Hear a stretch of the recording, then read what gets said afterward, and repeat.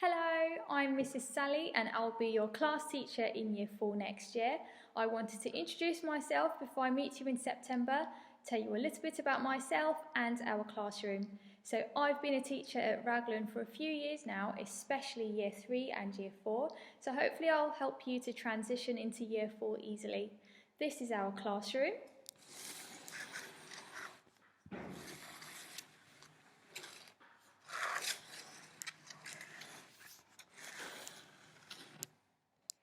And we're very lucky because the Year 4 classrooms are slightly bigger than the Year 3 classrooms, so we have lots of room. Now before we leave, I'd like to read you an extract from Roald Dahl's BFG. It's a very good book and I'd strongly recommend it.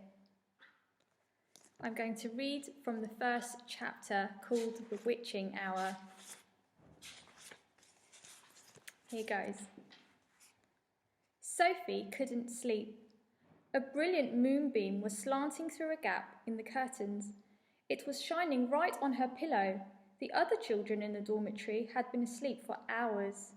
Sophie closed her eyes and lay quite still. She tried very hard to doze off. It was no good. The moonbeam was like a silver blade slicing through the room onto her face. The house was absolutely silent.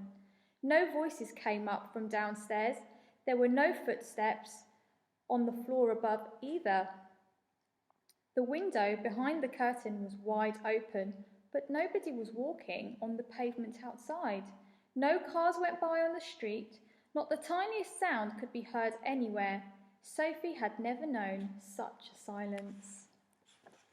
Perhaps, she told herself, this is what they called the witching hour.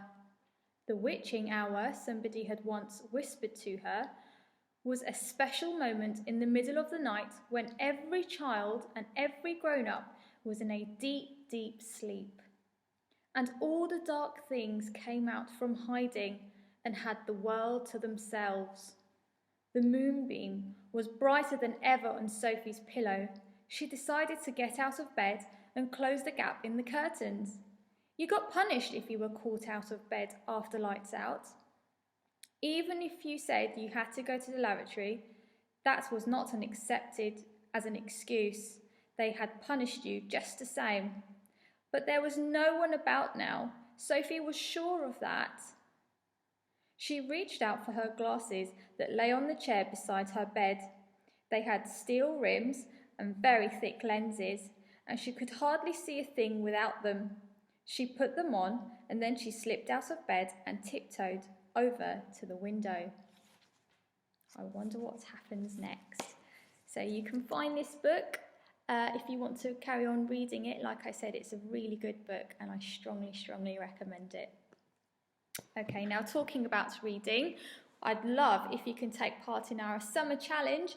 So it's where you can take a photo of yourself reading in a cool location. So that could be the park, a bus stop, or even like a den. Maybe you can build your own den or reading corner at home. That would be very cool. So what we'll do is when we're back in September, we'll show those to the class, including one of me. So let's take part in that reading challenge.